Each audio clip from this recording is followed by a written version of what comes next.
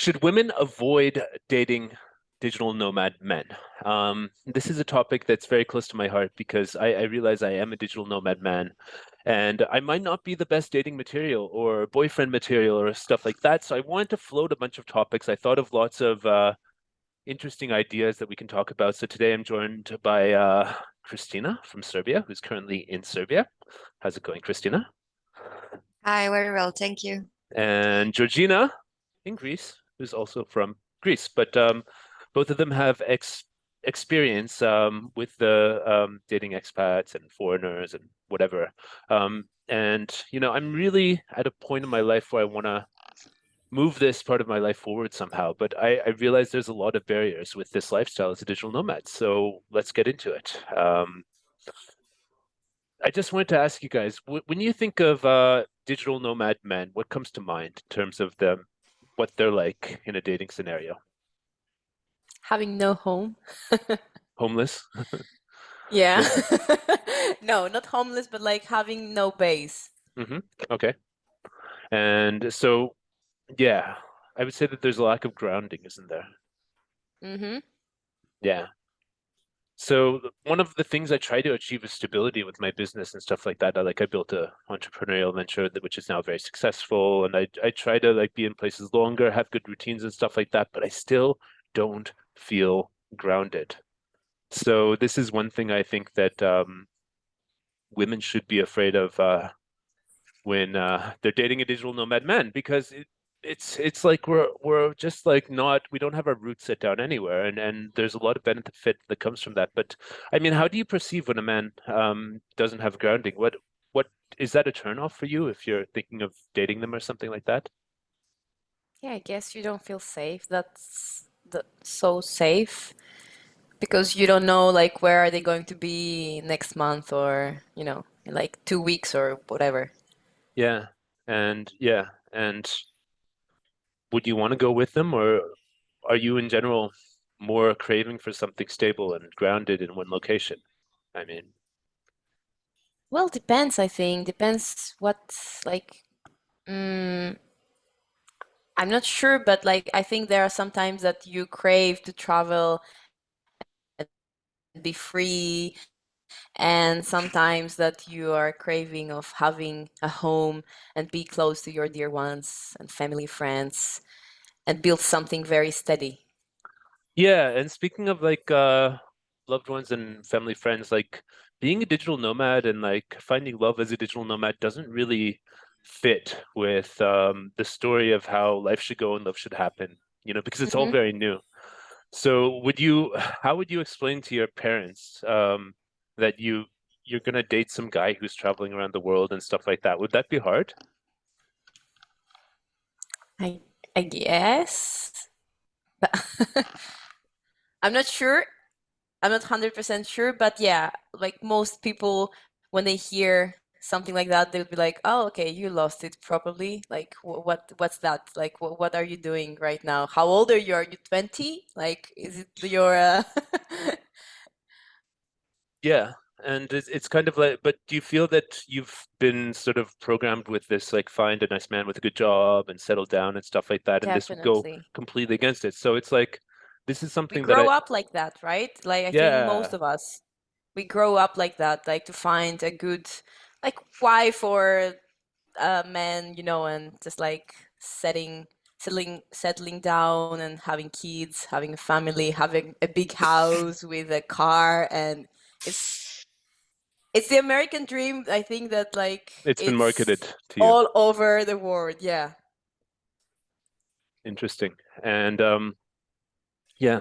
And then the next thing I want to sort of talk about is like, it's really easy to end up in a long distance relationship as when you're dating digital nomads who are like, suddenly here one day and you can date, oh, and then, oh, I'm going to Bali or I'm going to, Colombia, Mexico, and like being in a long distance relationship is really hard. So let's talk about the disadvantages of that. I mean, what do you guys think is the hardest thing about that?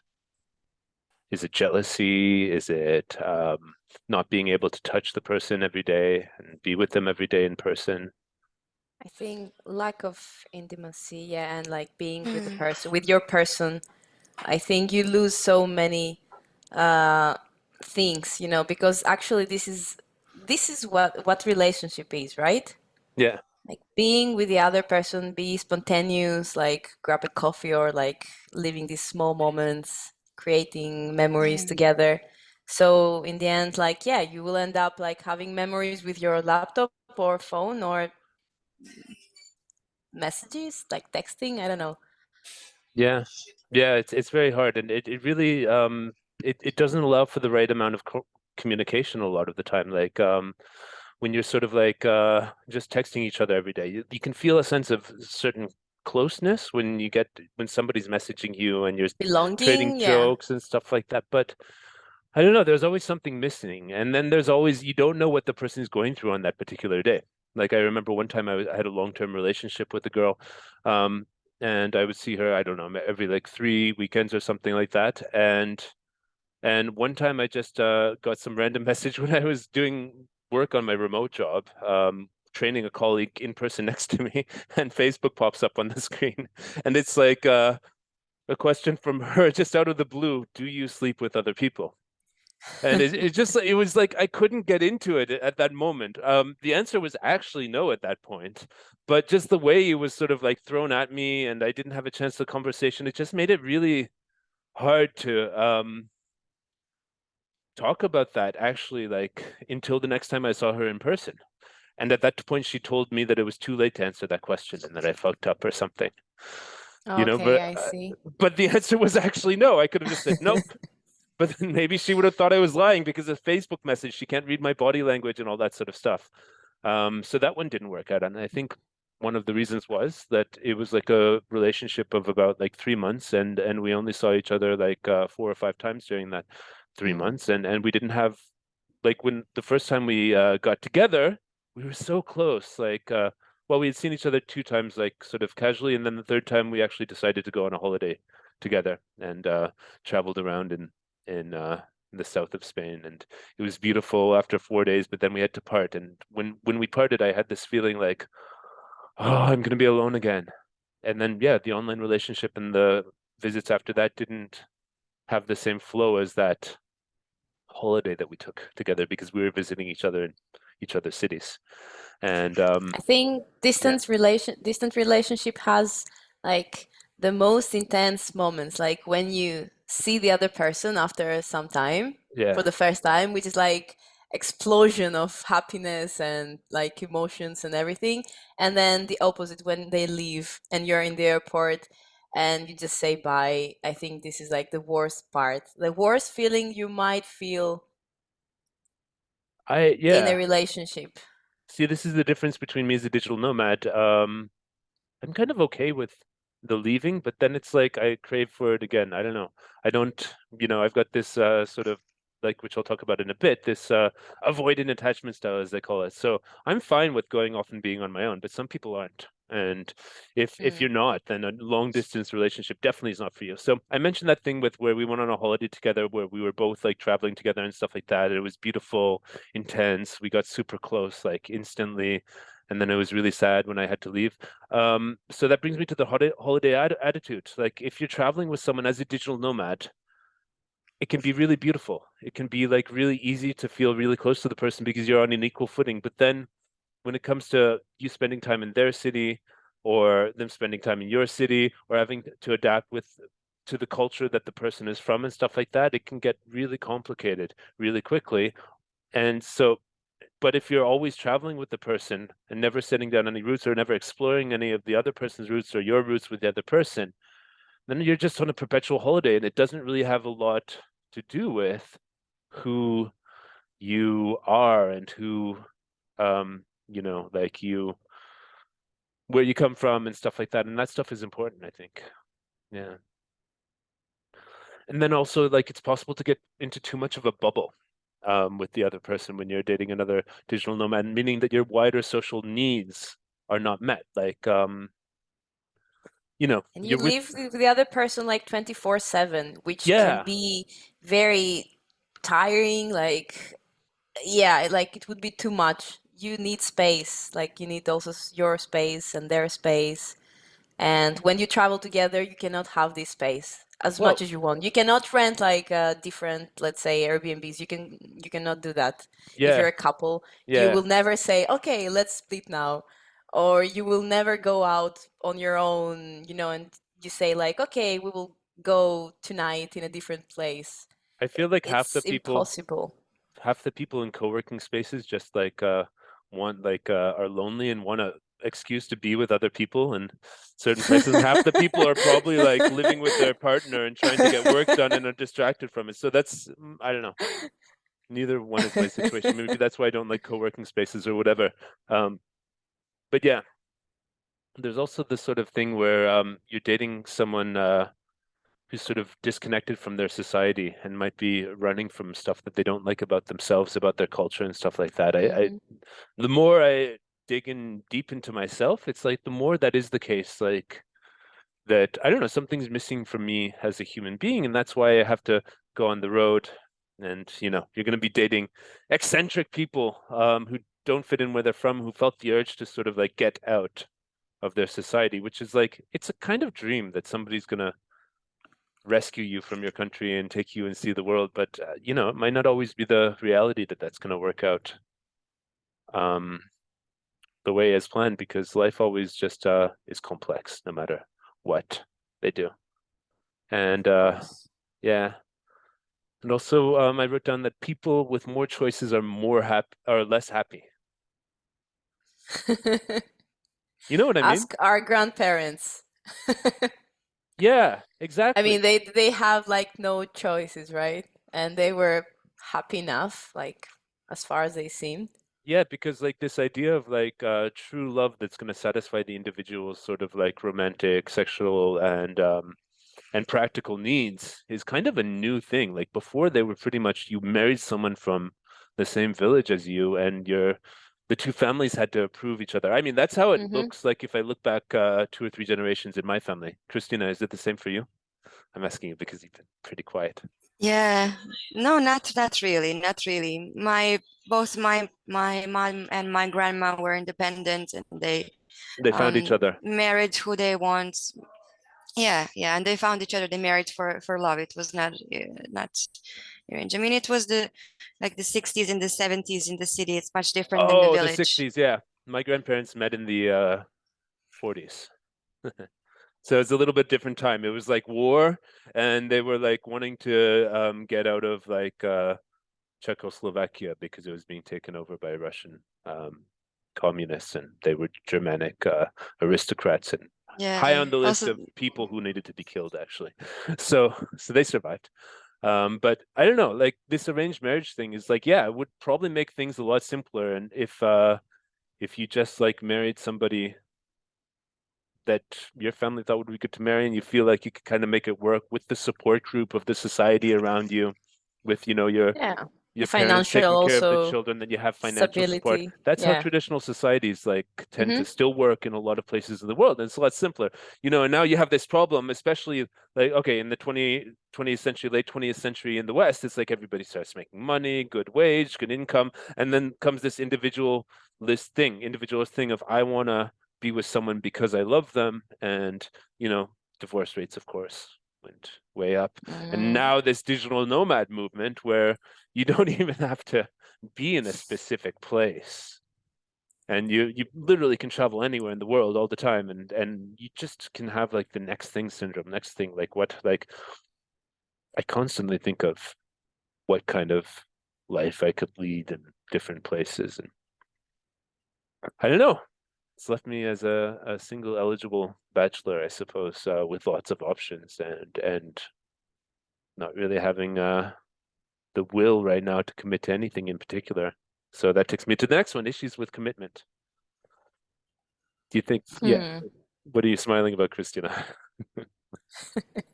yeah, because I think this everybody's suffering from this. Nobody wants to commit to anything. You know, you don't like a person, you just go to the next one. You don't like your friends, you just like go find other friends. You don't like your hair, like nobody's always the easiest path. I feel like people are choosing, and it seems that it's easier, but I don't think it really is. Is Like, the easiest path to be it's alone? exactly. Yeah, I Yeah, don't but think, I don't think it is. Yeah. I don't know. What do you think, Georgina? I think that yeah, we don't give second chances to people anymore. Hmm. Like it's Hmm. easier to like let go and go on. And this is actually, I don't know, I think one of the like the more I think about it, the more I think that it's the worst thing we could do to ourselves, like not to give second chances and not to stay there and fix something. Instead, we just go on with our lives and that's it. But yeah, I do feel that it's very hard to commit in our days because of all this, like there is so much to choose. Yeah. So you never know what is the best for you. You can always like crave like, oh, maybe there is something better for me. So what if I can find that? So and Hmm. then it goes like that. Yeah. But Okay. I think overcoming the obstacles, it's much more rewarding, and you get to know yourself and the people, and you get create a stronger connection that way. But it's really rare, I think. Well, the biggest commitment you can make is having children with someone, I think, in my opinion. Yeah, You know, and the digital nomad lifestyle might not be the best way to do that. What do you think? definitely. I think like maybe the first years it could be easier. But then once children have to go to school or like create communities that they would be good for them for their future life, I think then the problems would start Yeah, possibly. after the age of 5, 6, that kids need to socialize and Yeah, but what about a system where you move together with a sort of small tribe of people to, yeah, it sounds like a hippie commune, but that support each other in their needs, and you pick a location in Europe and a location in Asia and just like go between those two things, and then you can make little holidays, or all the while running your business and stuff like that. That might work, you know? It might work, but yeah, it might, but I don't know how good would be for the kids. I mean, I don't have kids, yeah. but I've read like psychologists say that it's not that good to change environment with the kids that much. But on the other hand, I know people that they grew up like that because of their military like family or something, so they would have to move around all the time, and they end up okay. So I don't know. I'm not sure. I guess it's a choice that you have to make. Yeah, maybe. It's I don't not know. good or I want to bad. have children, and I just can't imagine how it fits into my current lifestyle. Hmm. Even though, yeah, now I've set down roots in Serbia, setting down roots here in Thailand, and I could move between the two places, but I still might not be satisfied with that. And I don't know. And then the touring musician thing, being a touring musician, stuff like that is like, yeah. Do you So have any like other ideas? What else could you could add in your life so it would be easier for what you want? yeah, that thing I mentioned with the community. Hmm. Like that there's a whole group of people that fits together in these nomadic places that take responsibility for raising the children as a community in a similar way that people's parents and uncles and aunts and Hmm. grandparents used to do in traditional societies, but it's more of like a chosen family rather than that. Again, it sounds like a hippie commune idea, which yeah, maybe I'm spending too much time on Copenhagen here now, but yeah. But ultimately the digital nomad thing can lead to complicated lives that build nothing. It can be tiring to be on the road all the time, you know. I don't know. I guess I'm an exception because I'm now, I guess, doing the slow mad thing, picking places that I really want to be in, staying here longer, buying property in these places and stuff like that. But yeah, um, yeah, and that leads me to the next thing. It's too easy to escape at any time. You know, it's too easy to just, if you're a digital nomad in a relationship, it's too easy to just like break up and then go to the next city without them. Whereas, you know, when you have this situation where you're in a place, you've built a life, a friend group with everybody together, it's harder to sort of make those changes, and you know, you're not starting like from zero if you do make those changes. And I think it's harder also to break up with someone if you're in the same community, the same circle, because it, you know, it's like a part of your life as well. If they're friends, you know, if Yeah, if you're hanging together, it would change the whole life, all of your life, not yeah. only the personal life. Yeah. Okay. So now I want to talk about maybe some of the other aspects of it. When you think of somebody who has the freedom to travel the world, the money to do it, that they earn online and all that sort of stuff, is there like a best case scenario dream that could somehow work and build long-term happiness in your head? Is there anything like that? Kristina, you want to share? I mean, I don't think you shouldn't date a digital nomad or somebody who is traveling if you're not willing to travel yourself. But if you like that, then why not? I think it can work with a lot of, you know, conversations and overcoming obstacles and agreements and compromises. Well, I think there's like always the chance, like you see this, like a lot of the reasons actually that men leave a lot of these like countries like Canada, where I'm from, is that the women in other countries tend to be a little bit more let's say feminine, traditional, and easier, less individualistic, and more willing to actually embrace like the idea of starting a family and all that sort of stuff. And you do see a lot of men like moving to places like Serbia, Thailand, Colombia, and those types of countries that a lot of us really enjoy going to, because they do want to meet women from those countries and settle down in those countries. And, you know, but again, too many possibilities, less happiness, you know.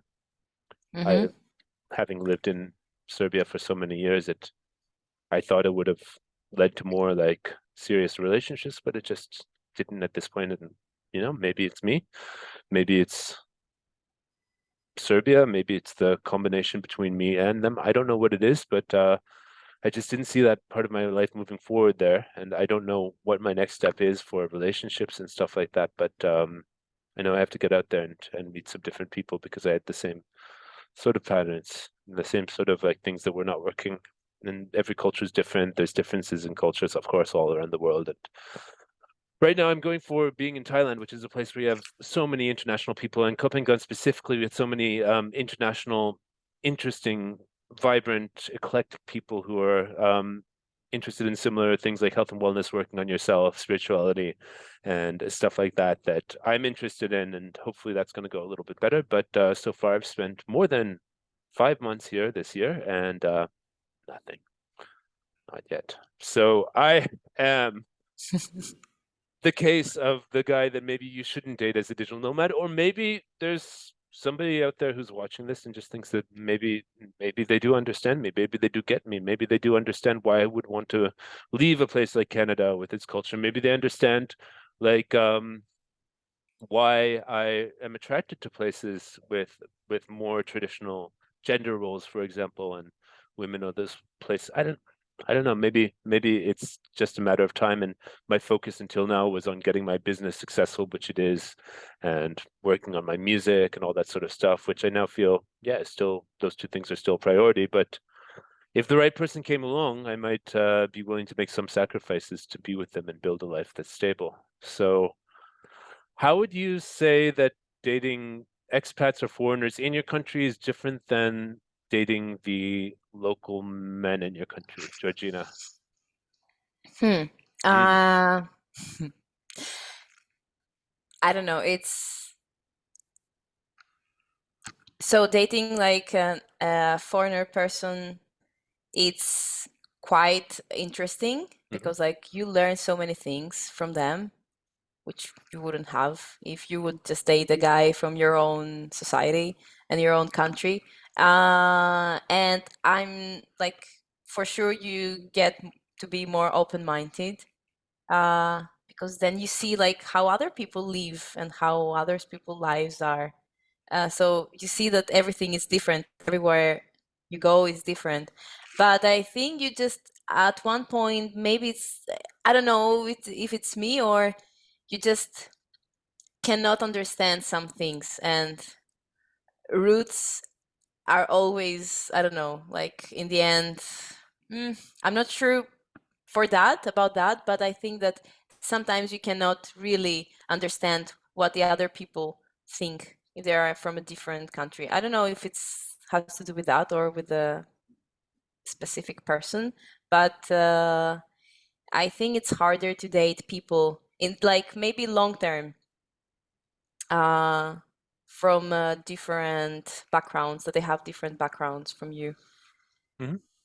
You Yeah. feel more, I don't know, like you might feel more connected if you find someone that had similar background with you, and then you meet and you want to enjoy and you want to explore something different together. Yeah. Well, yeah.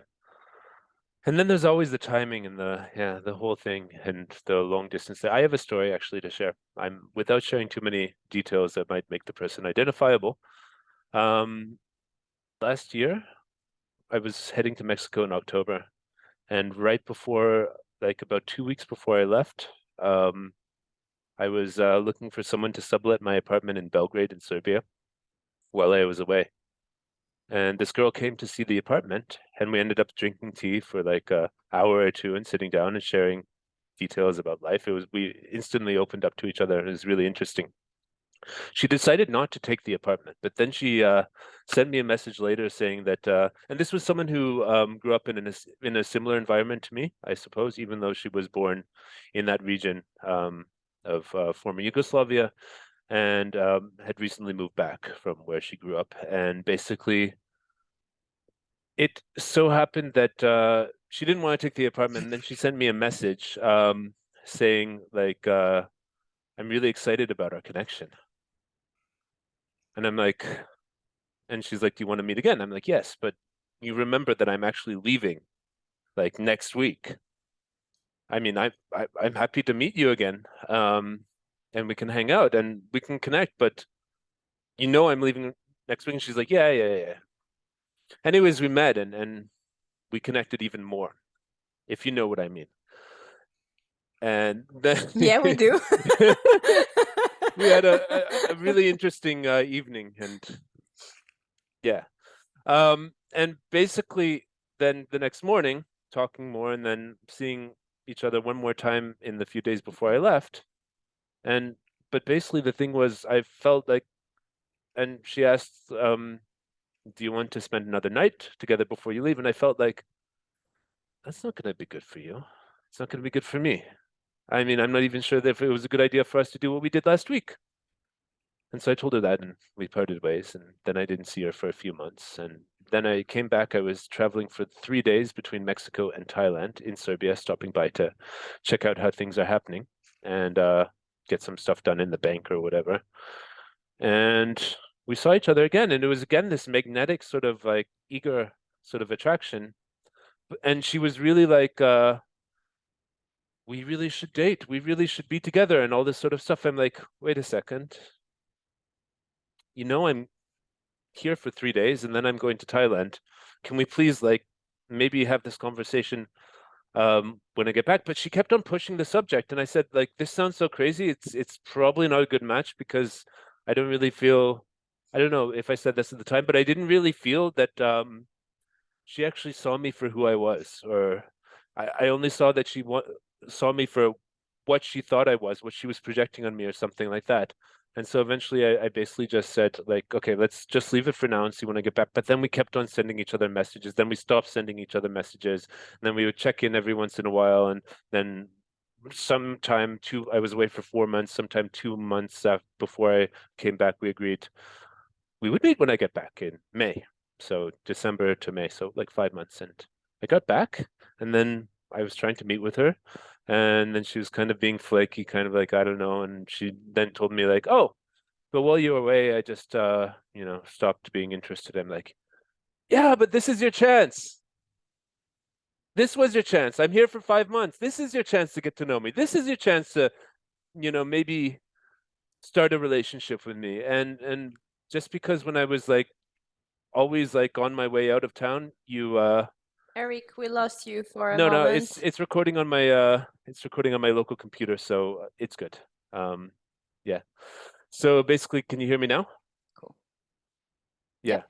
So basically, I'm like, this was your chance to get to know me. When I came back and was going to be here for 5 months, and I was actually pretty excited about taking that to the next step, and I felt that not letting it happen more than once, like what happened, was like something that I was doing in honor of her and her feelings, and not being like, yes, I want to be with you, but I can't because I'm going to Thailand, and then like sending messages in long distance relationship or whatever.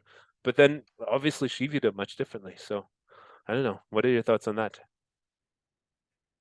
Well, I think it's very easy to to be excited with a person that doesn't have the same lifestyle with you. Mm, And I think also if the other person is foreigner, it gets more excited because you're like, oh, there is like I don't know, a chance to explore something completely new from what I'm used to.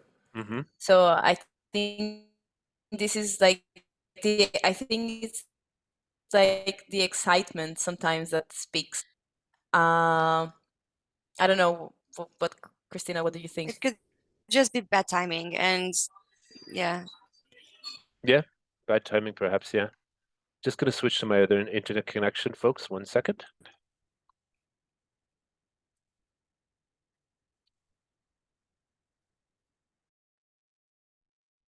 Okay, we're back.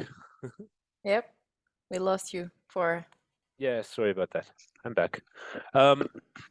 Yeah, so the long story, long story short, basically, like there's lots of misconnections in this lifestyle of a digital nomad, and I don't know, maybe if you want something that's exotic, if you want something that's like outside of everything you were raised with and super like open-minded, worldly and stuff like that, I'm the right thing. But for most women, I'm probably not. Let's face it. What do you think? What kind of girl can you imagine me being with? I don't know what kind of girl can you imagine? Can you imagine actually being with? That's Someone with the question. someone who's different from me in the way that I'm all over the place. I'm always scattered. I'm always running from thing to thing. You know, somebody who's more like just like present in the moment, because I'm not like that. But also I think that you also chose your routes to guide you. You moved to Serbia, which you Yep. could move wherever you wanted to, but you chose to go to Serbia because like ex-Yugoslavia, and then you have like roots No, I'm not from uh ex-Yugoslavian. My family is yeah, it from was like, Slovakia and Ukraine, but Serbian culture had enough that mapped onto but that with Slavic still, women and yeah, whatever romantic notions came from that. But I'm, a mix of different cultures, but I did resonate more with Slavic women and their femininity, their hmm intelligence and stuff like hmm that. And it's hard to compete with the beauty, femininity, and intelligence of of course. Slavic women. There's not much out there Hands like that for down, me. like I they're can connect with. very, very beautiful women. Yeah. Like we have to admit. Uh, but still, like it's new. Like you're in Thailand for not that long time, so Yeah, I you don't should know if give it a there's enough try. And cultural similarity between me and Thai women. I'm mostly interested in foreigners here. Like yeah. But I don't know. okay, So yeah, the end of the whole story is like I don't know how I think women should think about their needs, and if they really want to date a digital nomad, especially like someone like me who's an entrepreneur, musician, YouTuber, stubborn, arrogant, Aries, wild man sort of like person. Let this be a warning to all the women out there that but like I feel like somebody, yeah, is out there for me. I don't know. And I will have to make compromises, of course. But I don't know. Compromise is very important as a thing in life, I think. I yeah, think like with effort is important. Compromise, not so much. I mean, yeah, in I good think doses, yeah, but both. effort, I yeah, think also. both compromise and effort like should be there for a good relationship if you want to last. Yeah. Yeah. Well, I don't know. Yeah, of course, in the relationship. Yeah, compromise and effort and all that sort of stuff. But also like what if the life that I envision, living around the world and being able to follow our passions and have, you know, time and money and freedom and all this sort of stuff, what if there is somebody out there who actually wants that and they are compatible with me? It must be like It possible. must be, yeah, possible. But this whole digital nomad thing and this style of living and the internationalism that's possible these days is it's just like still in its beginning stages. So we'll see. Any final thoughts or word of advice Well, you would give me? we have a saying in Greek Okay. that hope dies in the end. So, like, so we still have hope, right? Hope dies in the end. What does that mean? In the very end, like, I don't know Hope is if I the can last thing translate that it good. dies. Yeah, something like that. Okay. So you can, yeah, we can still stay with hope. I still got hope. Yep, we all do. All right. I remember the Daniel Johnson song, True Love Will Find You in the End. You know the song? It says, but only if you're looking for it, it will find you. Wow. All right. So I guess we're going to leave it at that. Thank you, Georgina and Kristina, for joining me in this video, which I think explored some deep and sensitive topics that I wanted to just discuss with you guys. We'll catch you later. Bye.